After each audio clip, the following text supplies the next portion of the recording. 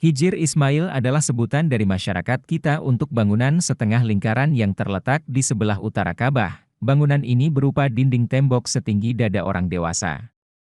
Lalu bagaimana asal-usul Hijir Ismail dan apakah ada hubungannya dengan Nabi Ismail? Simak penjelasan berikut ini.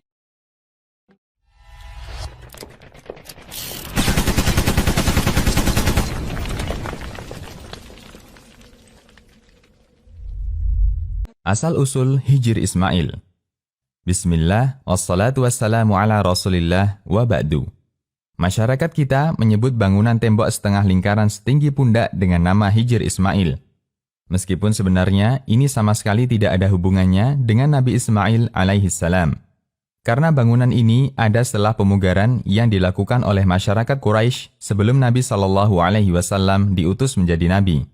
Ketika peristiwa Fathu Mekah, Nabi SAW ditanya oleh Aisyah mengenai bentuk Ka'bah. Aisyah bercerita, "Aku bertanya kepada Nabi SAW tentang tembok Hijir. Apakah itu bagian dari Ka'bah?" Jawab Nabi SAW, "Ya." Saya bertanya lagi, "Mengapa tidak mereka masukkan jadi satu dengan bangunan Ka'bah?" Jawab Nabi SAW, "Masyarakatmu kekurangan dana."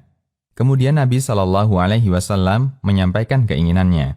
"Andai bukan karena kaummu baru saja keluar dari masa jahiliyah, sehingga saya khawatir jiwa mereka menolak, niscaya akan aku gabungkan tembok setengah lingkaran itu menjadi satu dengan Ka'bah, dan pintunya saya buat di bawah sama dengan tanah." Hadis riwayat Bukhari dan Muslim. Hadis ini sangat tegas menunjukkan bahwa bangunan tembok setengah lingkaran itu tidak ada kaitannya dengan Ismail. Bagaimana kisah selengkapnya? Ibnu Katsir membawakan riwayat dari Muhammad bin Ishaq bahwa ketika Nabi SAW berusia 35 tahun, terjadi banjir hingga bangunan Ka'bah rusak, tinggal puing-puing dan sisa-sisa tembok. Akhirnya orang Quraisy berencana untuk merenovasi Ka'bah. Mereka siapkan bahan, peralatan, termasuk tenaganya dan tukang. Secara ekonomi, sebenarnya orang musyrikin Quraisy cukup mapan, sehingga mereka mampu untuk merenovasi Ka'bah seperti bangunan sebelumnya.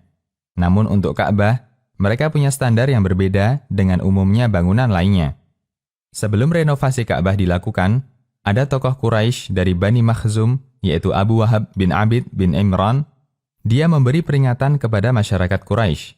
"Wahai orang Quraisy, jangan sampai melibatkan modal untuk pembangunan Ka'bah kecuali yang halal.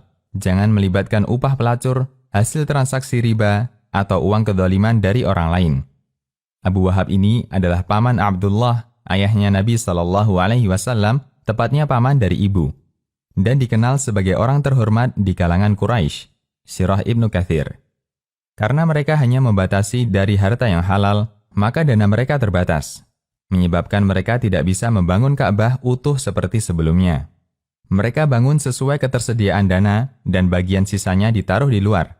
Hanya diberi tanda tembok setinggi pundak untuk pembatas agar tidak dilewati orang yang tawaf.